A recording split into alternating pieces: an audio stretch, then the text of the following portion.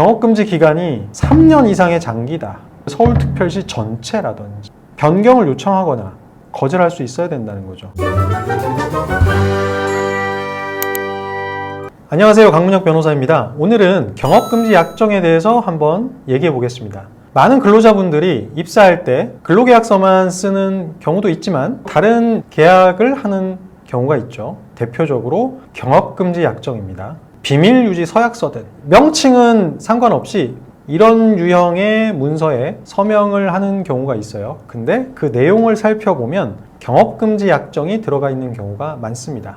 그래서 해당 근로자가 퇴사한 경우에 1년 아니면 2년 이런 일정한 기간 동안 동종 업종에 근무를 하지 못한다거나 창업을 하지 못한다라는 내용의 경업금지 약정을 하는 경우가 있습니다. 회사 입장에서는 해당 근로자가 퇴사한 이후에 그 근로자가 경쟁사로 이직을 해서 본인들 회사에 해가 될 수 있는 가능성을 차단하려고 하는 목적으로 그런 약정을 받는 거죠. 그런데 근로자 입장에서 반대로 생각해 보면요. 사실 그 약정을 안 하는 게 좋잖아요. 일종의 족쇄가 되는 거기 때문에 본인의 커리어를 살려서 경쟁사로 이직하는 거는 헌법상 직업 선택의 자유의 영역이거든요. 그래서 경업금지 약정을 체결하지 않는 경우도 생각해 볼 수 있죠. 그런데 회사가 입사할 당시에 근로자한테 경업금지 약정을 받지 않았어요. 그런데 퇴사 시에 요구하는 경우들도 많이 있습니다. 자, 근로자 입장에서 퇴사를 하려고 할 때 사측에서 비밀유지서약서에 서명하세요 라고 요구했을 때 여기에 응할 의무가 있을까요? 법적인 의무는 없습니다. 근로자는 얼마든지 사직의 의사를 표시할 수 있고 잡아둘 수 있는 법적인 근거가 없단 말이에요. 만약에 회사가 사직서를 수리하지 않더라도 일정한 기관이 경과하면 사직의 효력이 발생하는 것이 민법의 기본 원칙입니다. 그렇기 때문에 회사가 이 경업금지 약정에 동의하지 않으면 사직서를 수리하지 않겠다라고 요구를 하더라도 그걸 거절할 수 있다는 거죠. 그런데 실무에서는 사실 회사와 분쟁거리를 만들어서 퇴사하는 거에 부담을 느끼는 근로자분들이 많아요.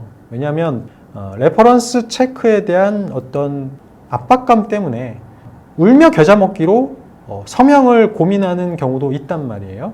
그때는 내용을 꼼꼼히 보셔야 돼요. 이왕에 서명을 하기로 결정을 하셨다면 그 내용이 직업 선택의 자유를 정말 침해할 정도로 내 이직에 진짜 큰 걸림돌이 될 정도인지를 봐야 됩니다. 예컨대 경업금지 기간이 3년 이상의 장기다.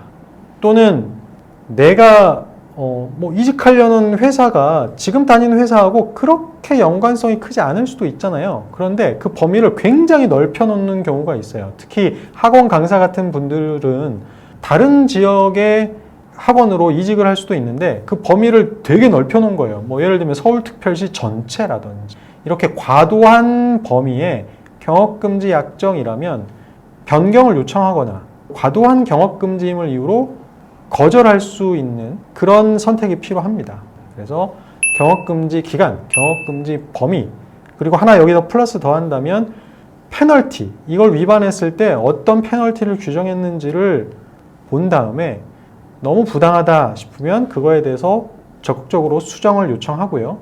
또는 이 금지의 범위가 너무 과도함을 이유로 거절할 수 있어야 된다는 거죠. 그 점에 있어서 너무 움츠러들 필요는 없다는 겁니다. 근로자의 정당한 권리니까요. 자, 오늘 강변이 준비한 내용은 여기까지입니다. 다음 시간에도 재미있고 유익한 영상으로 다시 찾아뵙겠습니다. 시청해 주셔서 감사합니다.